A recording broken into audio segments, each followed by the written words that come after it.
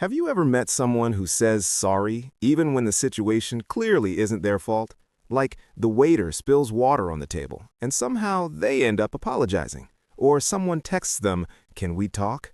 And their heart instantly starts beating like they're about to be fired from a job they don't even have. Sometimes those reactions aren't random. They can come from something much deeper, growing up with toxic parents. When you grow up in an environment where love feels conditional, criticism is constant, or emotions are unpredictable, your brain quietly adapts.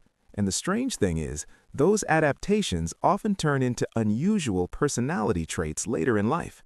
Today, we're going to talk about 4 unusual traits people often develop after growing up with toxic parents, and some of these might surprise you. Trait number 1, they become extremely good at reading people's moods. These people can walk into a room and instantly sense the emotional atmosphere. Before anyone says a word, they already know, okay, someone here is angry, someone is stressed, something feels off. It's like they have a built-in emotional radar. But this ability usually didn't come from a personality test or a leadership seminar. It came from survival. When a child grows up around unpredictable parents, they learn to constantly scan for emotional signals.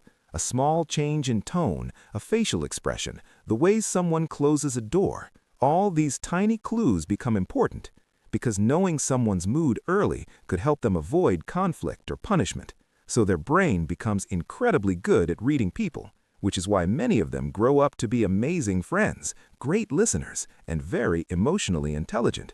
But sometimes it also means they overanalyze everything. Someone replies, "okay," instead of "okay." Their brain goes, "Did I do something wrong?" Relax, it's probably just autocorrect. Trait number 2, they feel responsible for everyone else's emotions. If someone around them is upset, they instantly feel like it's their job to fix it.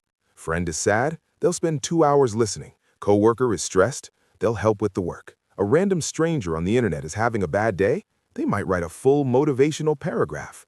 Their brain constantly thinks, if someone around me is unhappy, I must do something about it.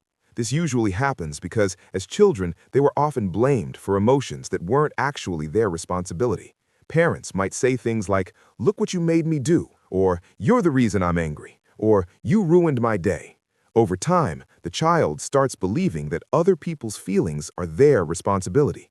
So they grow up becoming helpers, problem solvers, and emotional support systems, which is beautiful, but also exhausting, because sometimes the healthiest thing you can say is, "That's not my emotional homework." Trait number 3, they struggle to accept compliments. You tell them, "You did a great job," and their immediate reaction is, "Oh, no, it was nothing," or "I just got lucky," or the classic, "It could have been better." Meanwhile, everyone else in the room is thinking, "Bro, just say thank you." This happens because many people who grow up with toxic parents hear far more criticism than praise. Instead of hearing, "I'm proud of you," they hear things like, "You could do better," "That's not good enough," or "Why can't you be more like?" After years of hearing that, their brain becomes uncomfortable with positive feedback. Compliments feel unfamiliar, almost suspicious, like someone just handed them a gift, but they're checking the box to see if it's secretly a prank. But the truth is, sometimes people really do mean it. Sometimes a compliment is just a compliment, no hidden boss battle included. Trait number 4, they become incredibly independent.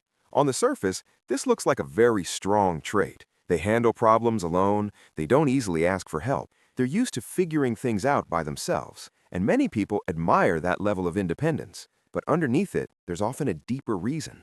Growing up, they may have learned that support wasn't always available, or that asking for help led to criticism. So they built a mindset that says, if I want something done right, I'll handle it myself.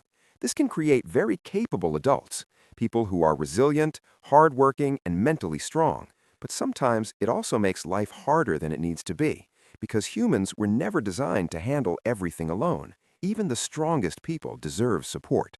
Here's the important thing to understand. These traits didn't appear because someone was weak. They appeared because the brain was adapting. When a child grows up in a difficult environment, their mind becomes creative. It finds ways to survive, protect itself, and keep moving forward. And many of those survival skills later turn into strengths: empathy, awareness, resilience, independence.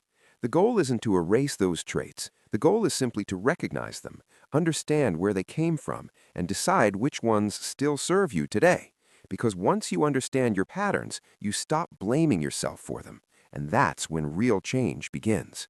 So if you recognized yourself in some of these traits, you're not strange, you're not broken, your brain simply did what it had to do. And honestly, that says a lot about how strong you really are.